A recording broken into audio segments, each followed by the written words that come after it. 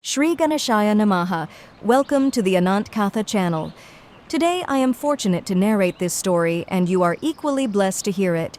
For this we thank the Lord. Draupadi, who was the wife of all 5 Pandavas, had 5 sons who were killed in the Mahabharata war.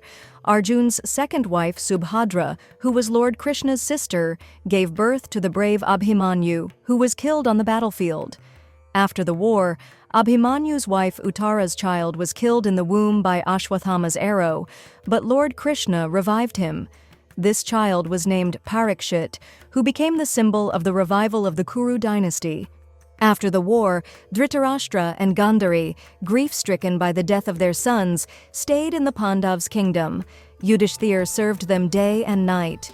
Vidura also stayed with Dhritarashtra and consoled him, but Bhim often grew angry and addressed Dhritarashtra harshly, reminding him of how he had killed his sons in the battlefield, thus insulting him. After living this way for 18 years, Dhritarashtra expressed his wish to retire to the forest. Dhritarashtra requested Yudhishthir to allow him to perform the Pindan, offering to ancestors, for his sons, as Bhim had refused to perform their Shraddh, the rituals for the dead, out of old enmity. He asked for wealth for the ceremonies and to undertake penance in the forest afterward. On Vidur's advice, Yudhishthira decided to give him the wealth and told his family that they would provide Dhritarashtra with the funds to perform the Shraddh of the Kauravas. Hearing this, Bhim became enraged and said that giving the royal treasury's wealth for the well-being of Duryodhan was foolish. It would provide Dhritarashtra with joy, which was inappropriate. Bhim rebuked Yudhishthir, saying, "Because of your mistakes we had to endure exile. Dushasan humiliated Draupadi, and we had to hide in King Virat's palace. I, who killed the Magad king Jarasandh, had to work as a cook, and Arjun had to disguise himself as Brihanala to teach dance. All this was the result of your gambling addiction and decisions." Bhim forbade Yudhishthir from giving Dhritarashtra any wealth, but in the end, Yudhishthir, with the agreement of Arjun, Nakul, and Sehdev, provided the wealth to Dhritarashtra. Dhritarashtra took the wealth, performed the Shraddha rituals for his sons, donated to the Brahmins, and left for the forest with Gandhari, Kunti, and Vidura. Despite the Pandavas' attempts to stop her, Kunti did not relent, and also departed for the forest. Bhim wept and accompanied them to the Ganga banks before returning to Hastinapur. Dhritarashtra, Gandhari, Kunti, and Vidura reached the Shatayupa hermitage on the banks of the Ganga and began their penance by constructing small huts. After 6 years, Yudhishthir told his brothers that he had dreamt of Kunti looking frail and expressed a desire to meet their elders and Vidura. Everyone agreed, and the Pandavas, Subhadra, Draupadi, Uttara, and others reached the Shatayupa hermitage and met Dhritarashtra and the others.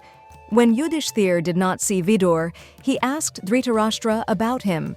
Dhritarashtra replied that Vidura must be meditating in solitude. The next day, while walking along the Ganga banks, Yudhishthir saw a frail Vidura meditating.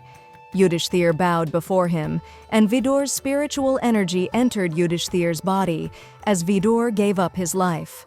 Yudhishthira, overcome with grief, prepared to perform Vidura's last rites, but a celestial voice announced that Vidura was a renunciate and not eligible for cremation. The Pandavas informed Dhritarashtra of the incident. At the Ganga banks, the Pandavas, sages, and citizens gathered, and Vyas and Narad also arrived. Kunti requested Vyas to allow her to see her son Karn. Gandhari expressed her wish to see Duryodhan and his brothers, while Subhadra requested to see her son Abhimanyu.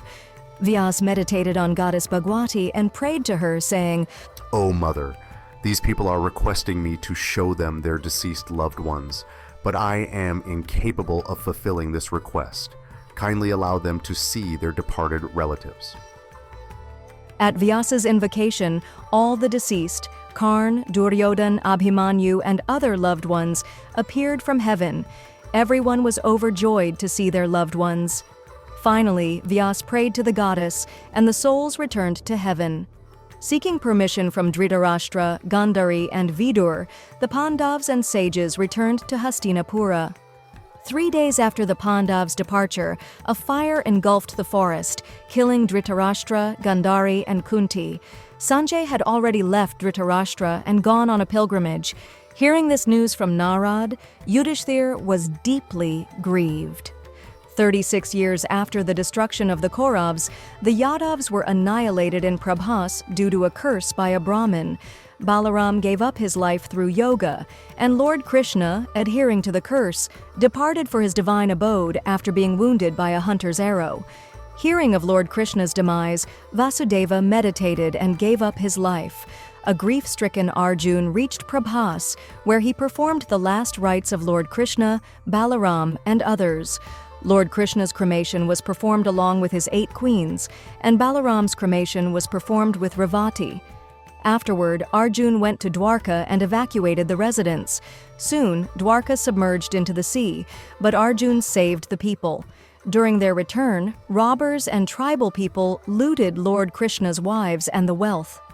Arjun, having lost his divine energy, was unable to protect them. Arjun then reached Indraprastha and crowned Vajra, the son of Aniruddha, as king. He confided in Vyas about losing his strength. Vyas assured him that in their next incarnation, Arjun and Lord Krishna's energy would be restored. Hearing this, Arjun returned to Hastinapur and narrated everything to Yudhishthir. After learning about Lord Krishna's demise and the destruction of the Yadavas, Yudhishthir crowned Parikshit as king and, along with Draupadi and his brothers, departed for the Himalayas. After ruling for 36 years, all of them gave up their lives in the Himalayas. Parikshit ruled righteously for 60 years. Victory to the Mother Goddesses.